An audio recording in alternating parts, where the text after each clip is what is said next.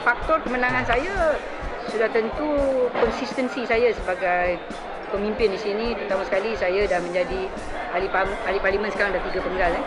Orang kata saya orang luar, saya tak setujulah sebab saya ada rumah di sini, bermahu stalking di sini.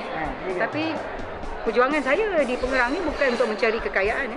Saya bukan ahli politik yang menggunakan platform politik untuk mengayakan diri.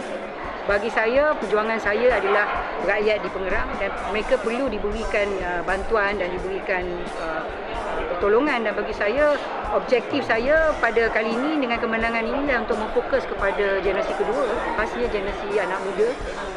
Saya tidak mahu melihat anak muda tidak tahu berterima kasih kepada UMNO. Jadi perlu banyak perubahan kita lakukan. Dan akhir sekali saya melihat cabaran kita, terutama sekali orang Pengerang ni dengan adanya pembangunan rapid dan sebagainya kan.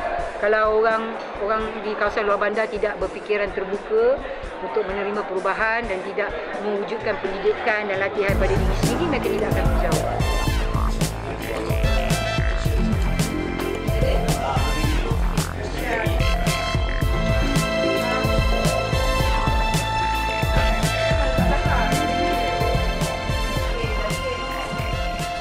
Jadi saya berharap UMNO Bahagian boleh main peranan untuk mewujudkan kepekaan ni kepada orang Melayu supaya mereka berilmu, mereka berpendidikan tinggi, mereka mempunyai kemahiran sebab orang Melayu dah tak boleh lagi bergantung kepada subsidi mental. Maknanya dia rasa Melayu, dia rasa dia boleh dapat segala-galanya.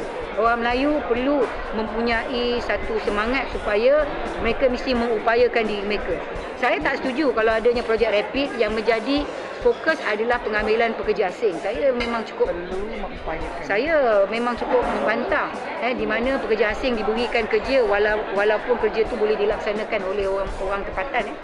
Dan saya tahu pekerja asing ni selalu diorang bagi sebab lebih senang nak dapat untung, sebab lebih murah.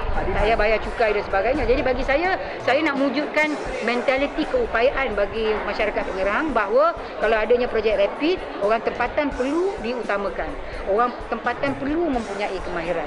Orang tempatan perlu mempunyai semangat untuk melibatkan diri dalam projek yang berjuta ringgit ini supaya mereka lah yang akan berjaya. Saya tidak mahu rakyat Pengerang mempunyai sifat mentaliti subsidi. Dia menganggap sebab dia Melayu, dia orang tempatan, dia perlu dapat sebab dia dilahirkan Melayu. Saya